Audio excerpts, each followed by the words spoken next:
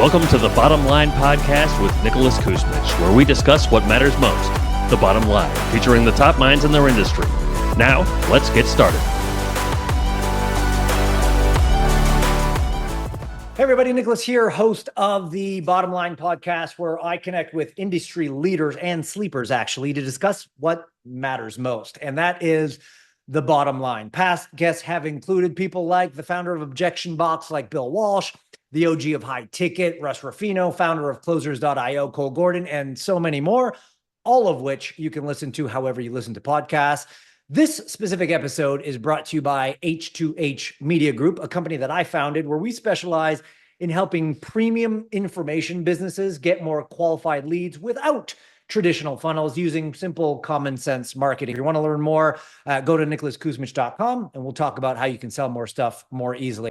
Mykie, welcome to the podcast. I'm not a fan of just like reading verbatim introductions of people. So maybe in your own words, you can tell us who you are, what you do, maybe a little bit about yourself, and maybe a little bit about your company. And we'll use that as a starting point. All right, let's do it. I'm Mykie Stiller. I'm the CEO and co-founder of Vos Coaching Co. We are a peak performance mindset company who helps high achievers create massive breakthroughs. I'm also a mom of 3 young children, a wife of a husband that I love, and a Catholic. So there's a little bit about me both professionally and personally.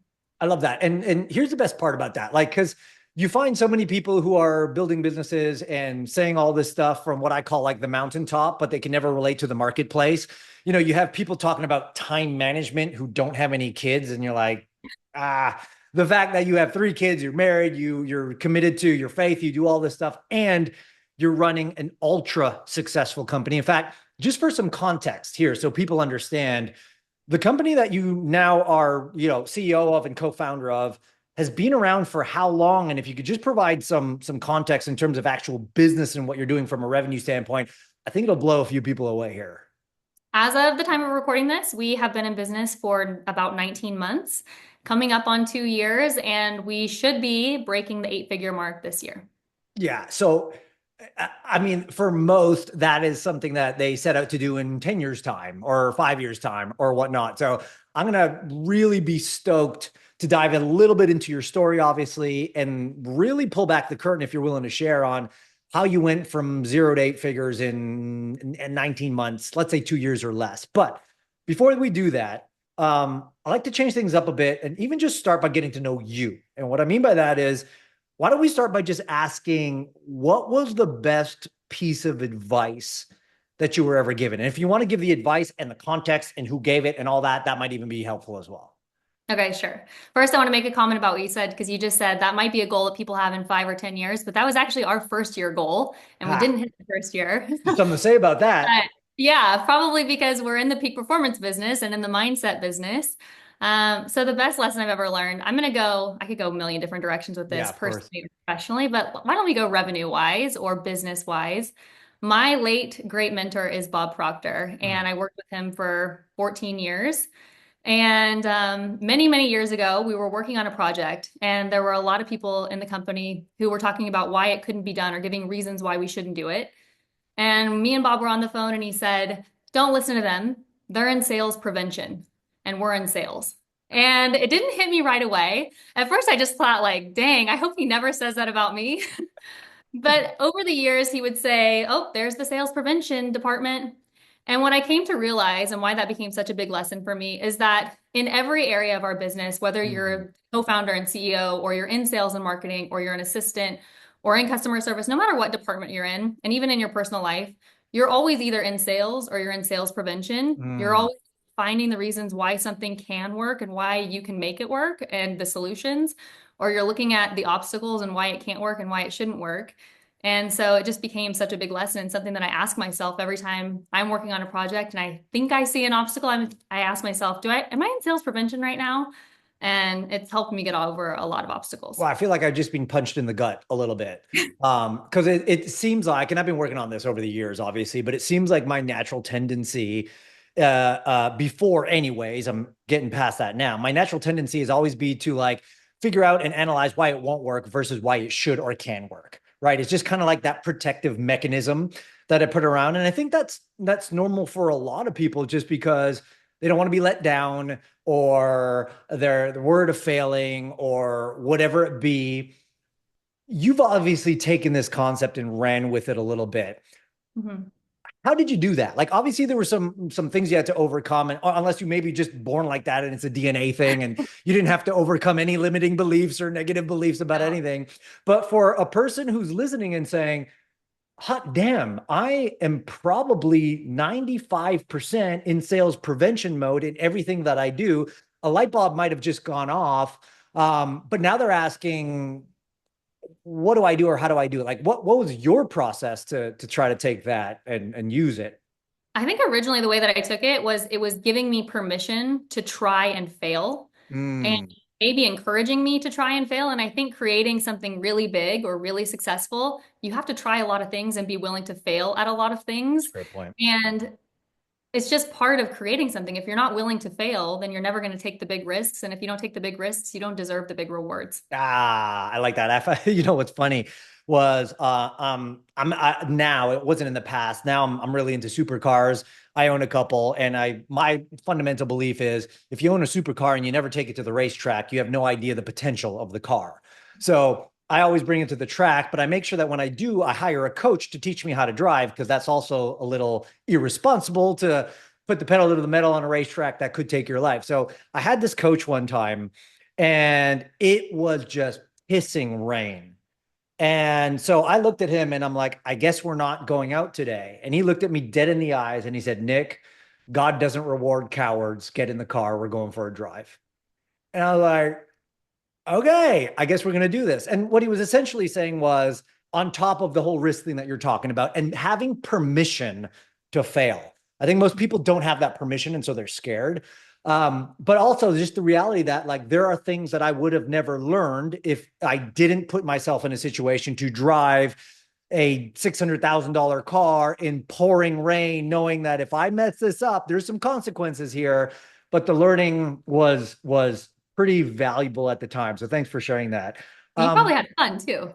I did, actually. I had a ton of fun. Yes. That's a great point, actually, that you brought up, because I think most people think you're not going to have fun. It's going to be scary, and it's going to be a ton of stress and all that. And then at the end of the day, when you actually do it, like, the amount of fun and the payoff is pretty incredible. I'm speaking of that, I'm deathly afraid of heights.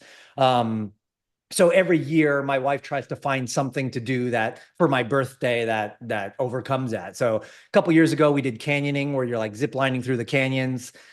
Didn't like that, but when I did it, so much fun. Skydiving, like jumping out of a plane. I remember just sitting in the plane. The guy who's strapped to my back has fallen asleep in the plane. And I'm just like, this is not happening. They didn't tell me on the plane. Like, I thought it was just a bunch of beginners doing their first dive. There were intermediate and expert people getting certified. And so, like, they're jumping out of the plane, flipping. And I'm thinking, Jesus Christ, what did I just get myself into here? But the case in point, I was scared spitless.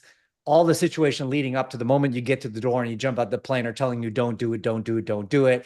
And then you jump out and you have the time of your life. And it's an incredible experience, and you never forget it. So, All the fun's after the jump. You know what's funny? When I went skydiving, I only went one time, and I was much younger. I would never go now that I have kids, which I feel like I'm, different story.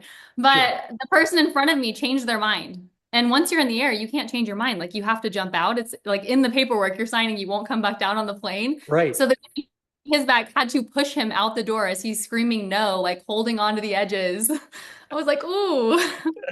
Well, there's one way or another, you're gonna get over it. So you mentioned something earlier that I didn't want to pass over. There's not too many people in the world who can say that they had the opportunity to work with someone like Bob Proctor. It's almost like cheating, if you will, for some, because they're like, oh, now on the one hand, it feels like cheating. On the other hand, the information is fully accessible to everybody and they can do what they will with it. But would you mind telling us a little bit about how that whole thing came about, all the way from maybe how you met, how you started working together, and then what and how that even led to what you're doing today? Sure.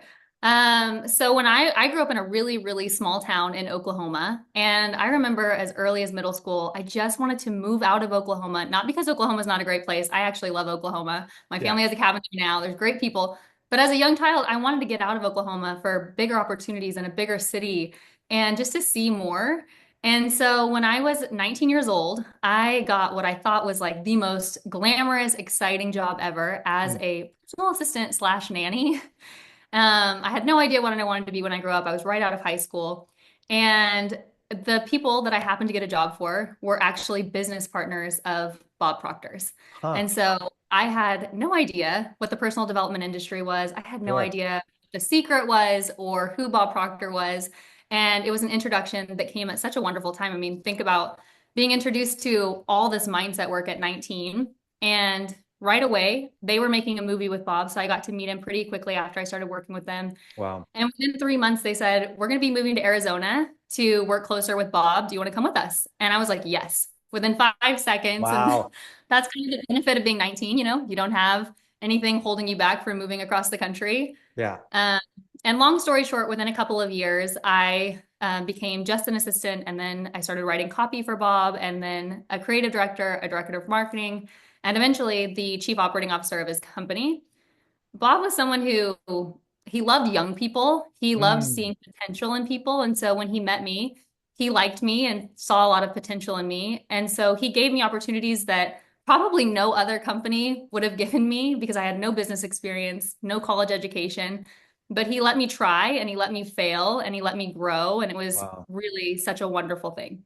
Wow. And then I can only assume then that that was a training ground for everything, but that was a training ground that allowed you to now co-found this company, set the massive goals you've set, and to allow you to achieve some of the successes you're achieving now. Yeah.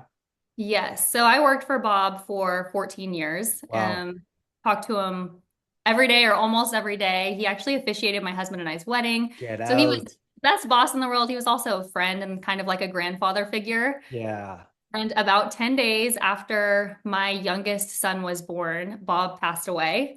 And so there was like a grieving period. Of course, you're losing a friend, you're losing a boss, and someone that you've talked to every day for years and years.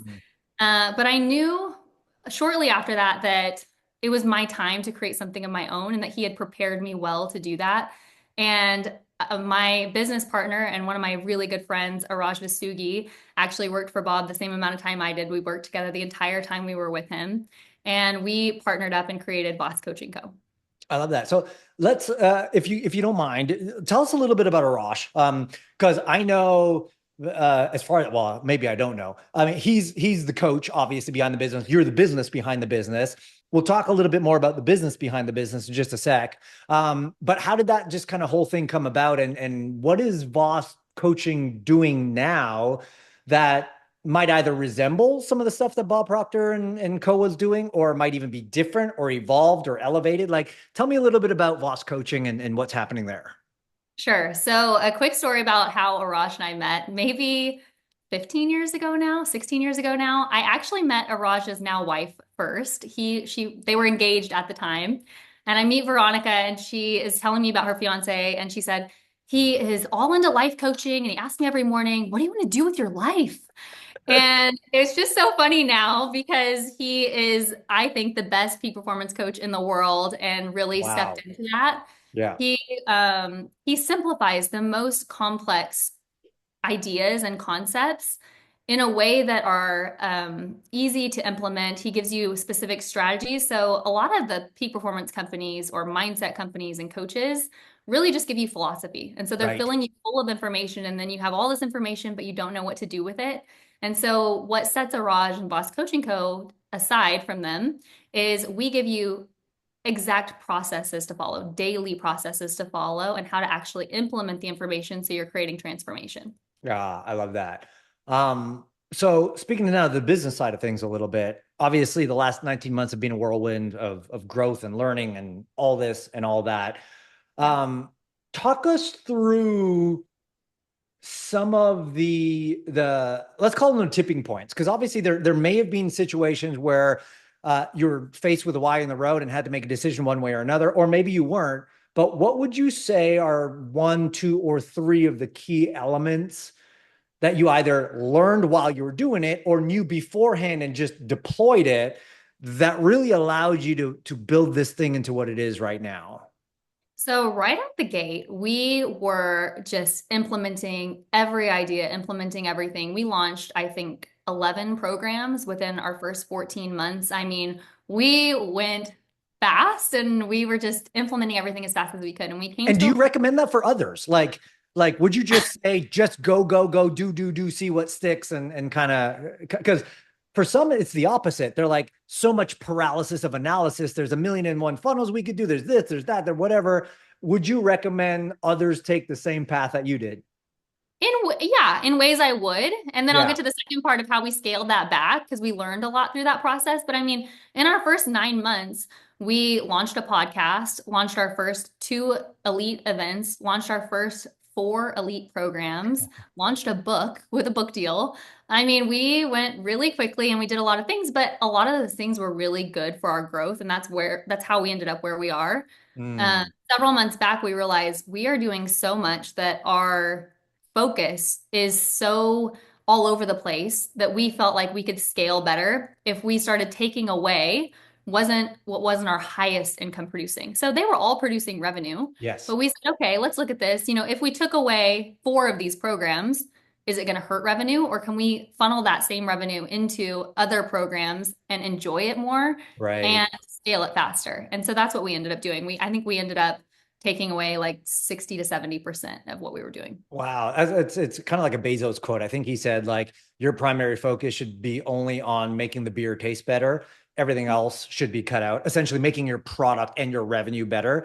Again, I think this falls back to sales prevention versus driving the sales. That's funny. In that same process of taking things away, we Yeah. looked at, here's our best program. How can we make it 10 times better? We doubled the length of it right away. We doubled the value of it right away. We added levels to it. So we didn't just take things away and leave things the way that they were. We took things away and said, okay, this is our best program. How can we make it 10 times better in the process? So I think I would recommend that for new companies, because if Just you go for don't it. try things, then you're Yeah. going to try one thing and you don't know what else could work for you. Would you, knowing what you know now, I mean, I think this is old Brian Tracy question. It's like knowing that what you now know now, would you have done anything differently at the beginning? I know hindsight is 2020 and I know there's no regrets. Everything is a learning process. I know that.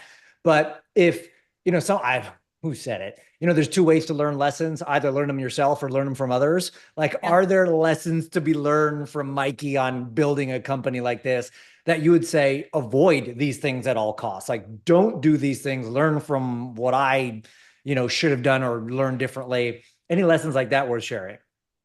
I think that we were moving so fast that we didn't document a lot of what we were doing in the beginning, and I would have documented more. I would have set like SOPs up sooner so that we could leverage faster. We're pretty leveraged now, but in the beginning we were doing a lot ourselves. And a shameless plug for you, I would have hired you sooner because you've been great for our business too. I appreciate that. No, here's what I tell everybody when it comes to marketing. And I mean, we'll just talk marketing for a quick sec.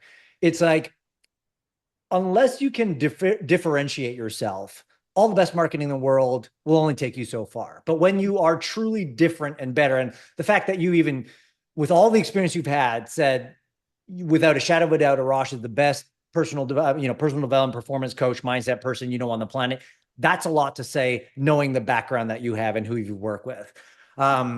So, and I say that not because I like him, not because of my own personal experience with him, but because of the stories of our clients. So over the last 19 months, the stories that I've seen of our clients and how they've transformed and watching their businesses explode or their personal lives and the breakthroughs they've created, I can confidently say our coaching is sticking. Like, it's making a difference. It's not just people going to our coaching program and we're selling a lot of coaching programs and they're walking saying, I know more. Right. They're saying, I have more in my life because I did that program.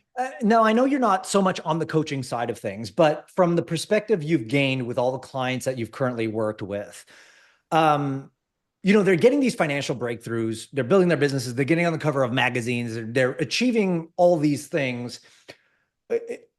Is it, and I kind of know the answer, but teeing it up anyways, Is it because they made smart financial decisions, or is it because they've unlocked something from a mind performance standpoint that then allowed these opportunities to either make themselves available, or maybe they were always available, but now allowed them to step into them?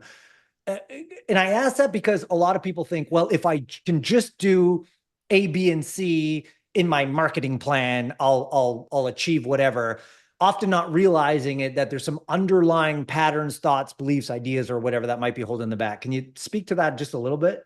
100% it is they've unlocked something in their mind. So often our clients, people, not even our clients, the masses of people are, if they have a goal, and I think a lot of people now have goals or they have an idea of what they want, they're trying to go to the goal. And the more they go to the goal, the more they're pushing the goal. That's and so what you want to do is you want to step into the goal and you want to work from the goal. So you're bringing the results to you instead of pushing the goal further away. You're stepping into it and fusing with the future.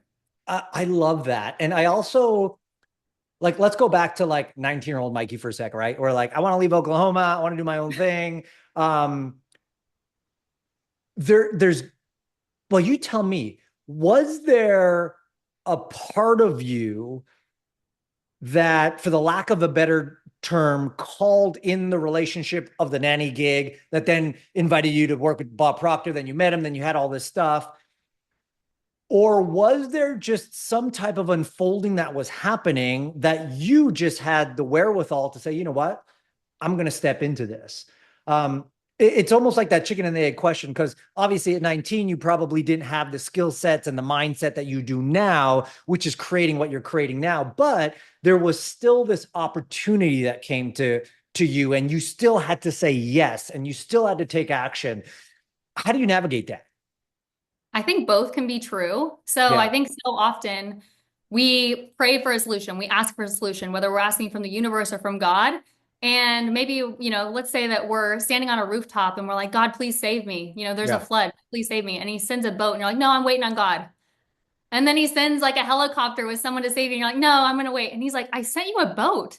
I sent you a helicopter. So I think that both are true. You know, like, yes, there was divine intervention. The universe, God knew what I wanted, but I also had to step into it.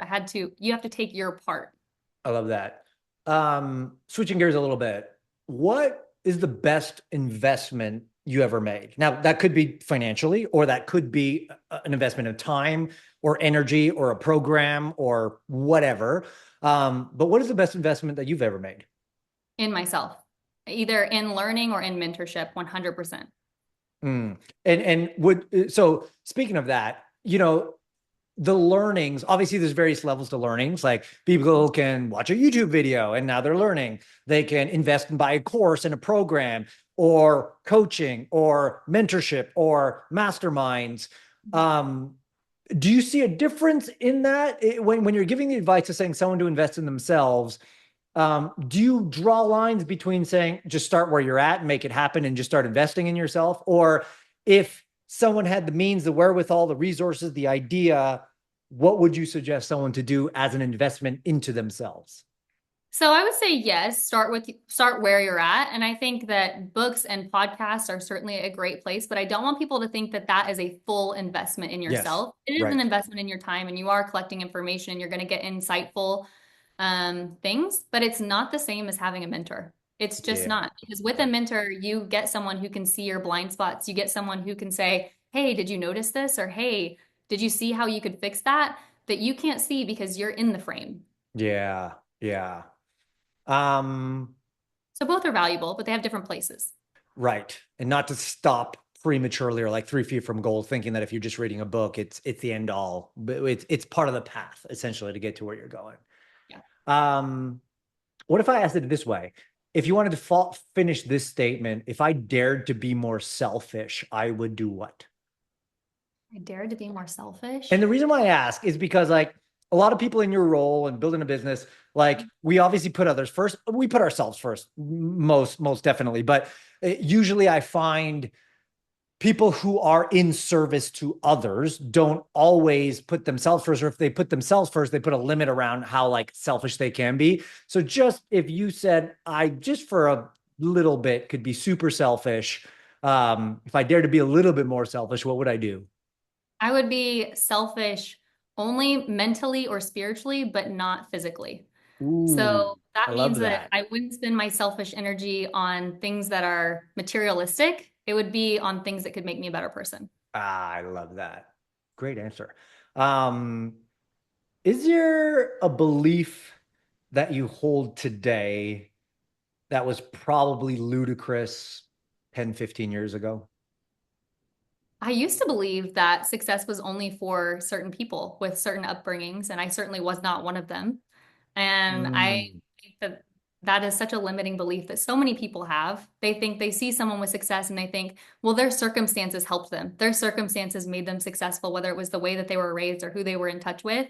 And yeah, that's just not the case. We all have, especially now with the internet and what's available to us, the resources to create whatever we want if we're willing to take the risks and if we're willing to put in the work. But that's the big thing is most people aren't willing to.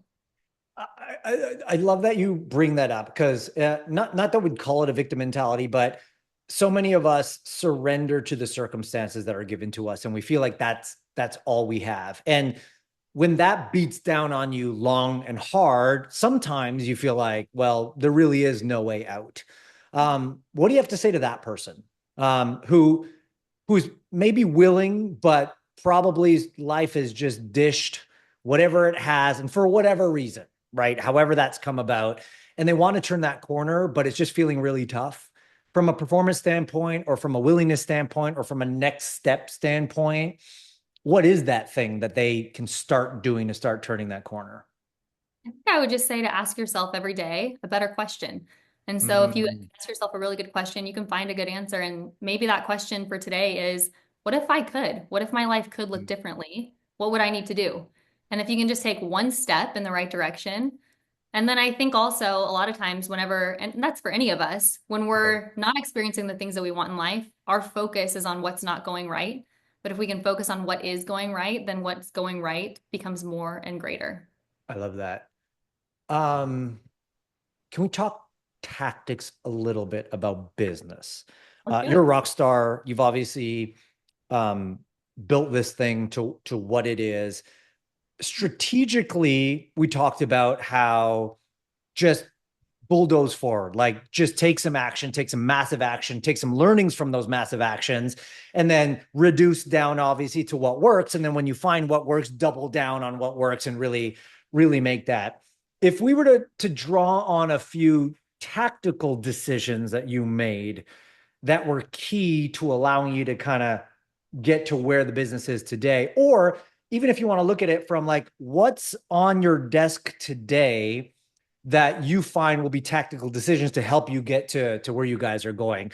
And again, this is just with the business owner in mind who's ultimately saying, I've got something great here. I'm in a growth phase. I'm looking to scale. I'm just a little bit lost on how to do that. What would you say to that person?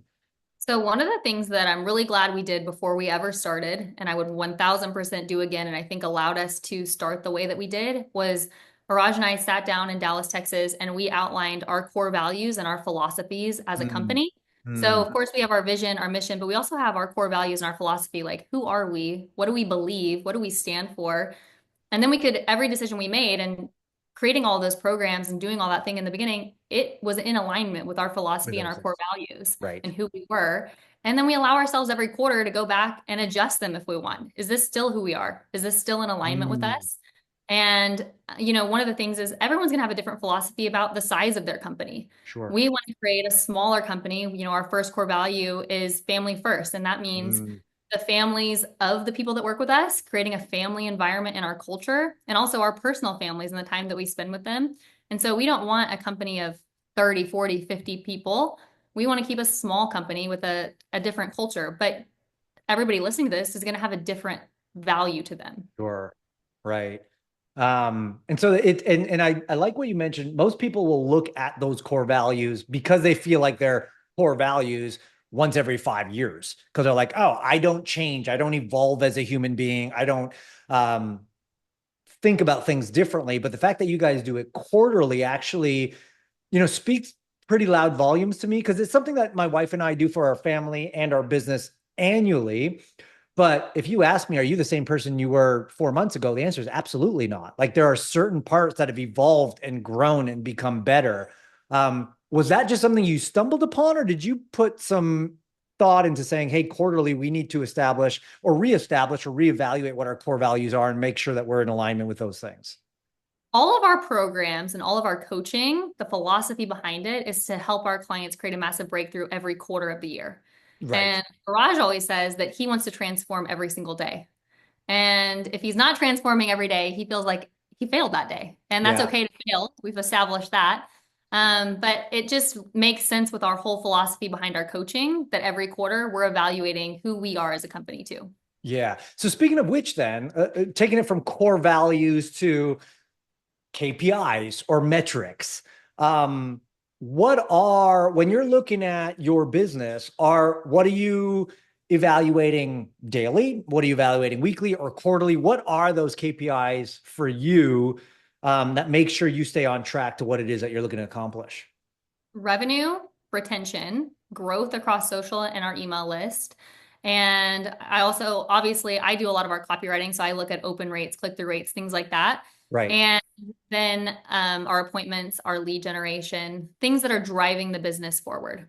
Gotcha. So essentially anything that has a direct attachment to revenue production is a KPI that is evaluated regularly. And then if numbers are not pointing a certain way, you're making some adjustments accordingly to make sure that that's the way it needs to go. Exactly. What is one thing, and maybe you can't answer this because it's a little bit on the coaching side, but I think it highlights what Voss does a little bit. So I'll let you go wherever you need to go with it. But what is one thing about performance or mindset or even business building for that matter that people may not know but should? Because like everyone buckets, oh, of course I've got limiting beliefs, or oh, of course I need to get over certain things in my mind, or of course I need to check my KPIs quarterly. It's rhetoric that we tell ourselves because we've been fed so often, but are there certain things that we don't know that we should about either the performance mindset side of things or about the business side of things? A lot of peak performance is not what you're doing, although what you're doing is important. It's how you're doing it and the mindset you're doing it with. So are you doing it to check a box?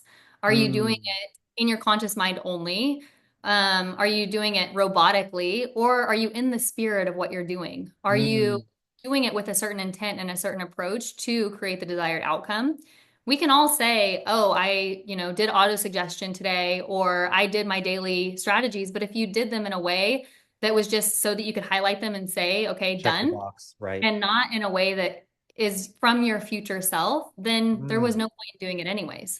I love that. Because that then takes it from a mental assent thing into an embodiment thing. And that's probably the thing that's being missed for a lot of these strategies, whether the business or not. It's everyone has mental assent, and so they check the boxes and do the actions.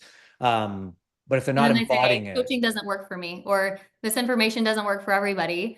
But and if you go back and you read Think and Grow Rich, which has been around for how many years? Yeah. The secret is how you're thinking. It's not what you're thinking, but how are you thinking?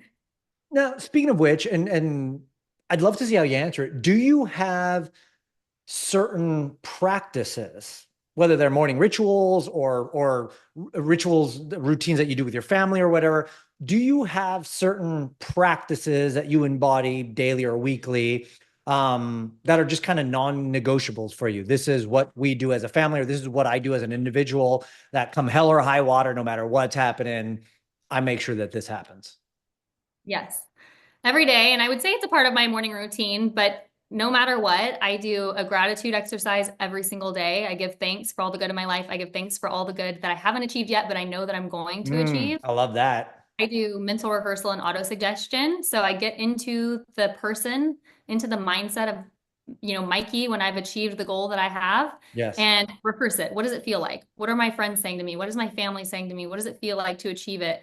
Are we doing a cheers? Are we at dinner? So I mentally rehearse that every single day. Yeah. Every week on Sunday, I plan my entire week. So I mentioned at the beginning, I have 3 small kids, three very active small kids in their sports and activities.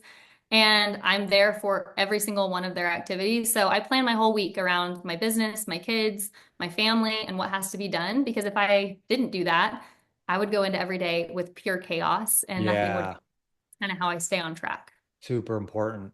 Um, as we kind of wrap things up a little bit, I was asked this question a long time ago, and because I know you talk about like from your future self perspective and whatnot. If you and I and Arash and Todd and all our friends were on a yacht somewhere with champagne in our hands, celebrating something a year from now, what are we celebrating? We're celebrating that we are the best versions of ourselves right there in that moment.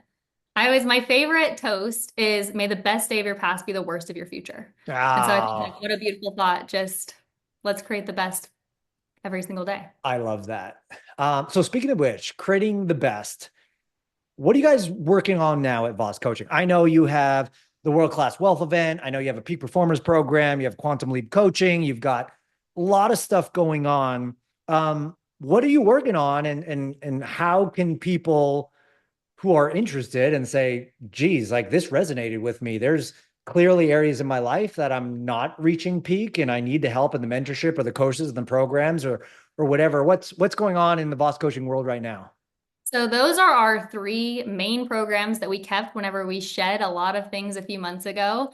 They are incredible, and each one has a different purpose. Quantum Leap Coaching is a 6-month coaching program. Peak Performers also a 6-month coaching program, but for a more advanced student who's looking for something a little bit more high level. And then our World-Class Wealth event is a 2.5 in-day experience, and nothing beats an in-day experience or in-person experience. Yeah.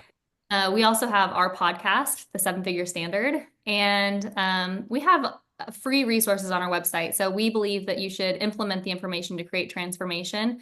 And if you go to voscoachingco.com, you'll see the Freedom Framework, and you can actually download 7 of our best strategies and processes that you can implement right away to create change in your life. They are so good, by the way. I don't want to like brush over that, because like sometimes when people offer free resources, people are just like, oh, it's just another document or something. I've seen your stuff. It is not another document. So could you spend a little extra time just talking about what's included in those and what they are and how they'll affect somebody?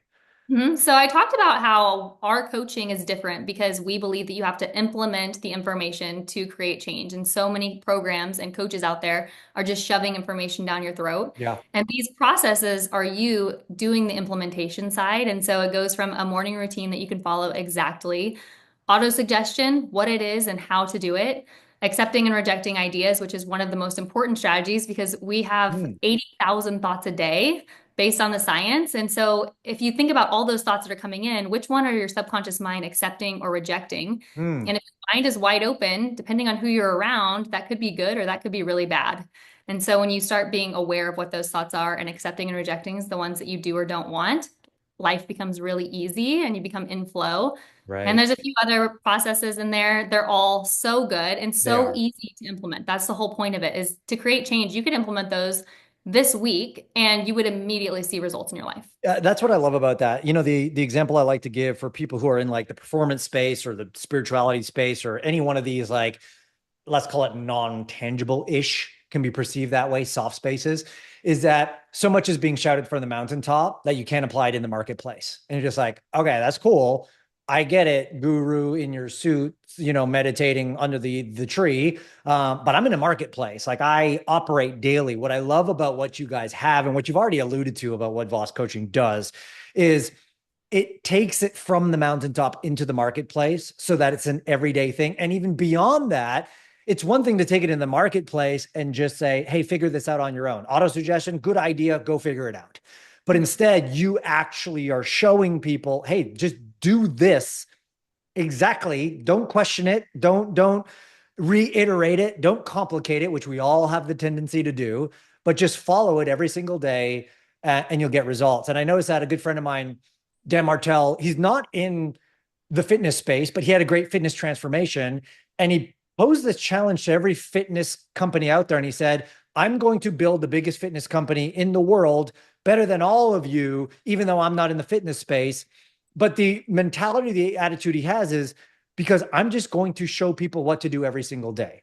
Right. And so they had this checklist where this is exactly what you eat. This is what you don't. This is how you work out. And you follow this for the first 14 days. And people are getting all these crazy results. And everyone's wondering, how am I getting all these? Well, because you've taken out the guesswork. And I think that's what Voss Coaching does. It takes out the guesswork. And I'm a big, when I say this, sometimes it gets misunderstood, but I'm almost a big believer in like outsourcing your thinking so you could focus on the doing. Yes. And so for mentors in my life, it's like, why would I try to spend all this time, effort, and energy trying to understand and master something that someone else has already mastered? If I can redirect that energy and say, just tell me what to do, and I'm going to be your best darn student ever, and I'm going to follow through daily, that's where I get the results. It's not when I'm trying to figure it all out myself. So I love the fact that Voss is doing that and you guys are doing that there. I love that you made that point, because if you don't do the work cannot work. I mean, I heard about auto-suggestion. We just brought that up. It's one of our resources that's in the Freedom Framework 15 years ago. I mean, chapter 4 in Think and Grow Rich is all about auto-suggestion. Right. And I never implemented it until probably 7 years ago. And it's made the biggest difference out of every process that I've implemented. That one has made the biggest impact in my life. Yeah. But because you don't understand it properly, you don't implement it, and then you don't get the results. Yes. Yeah, so true. So everybody, and we'll provide some details in the show notes on how to get those. Highly recommended. I mean, without exaggeration, it's pretty incredible that those are free resources, and that's just the beginning of a process that someone can tap into in peak performance. Okay, so I got one last question. Before we get into that, though, again, just remind everybody, what's the best website and or link to start their process and see everything that you guys have to offer? VosCoachingCo.com with a V. VosCoachingCo.com. Okay, so let's pretend you're at a banquet. Let's call it the Oscars or the Emmys or something like that. You've just been called up because you've won a Lifetime Achievement Award for everything you've done up until this point. Oh, what I want to know, it was congratulations, by the way. What I want to know is, when you go up to give your speech, who do you think? Who are the colleagues, the friends, the mentors, the peers, the business partners? Like, who would you acknowledge and why? Oh, gosh. All right. I would, first and foremost, I would thank God. Yeah. I would thank my husband and my children for everything that they do for me every single day and bring to my life.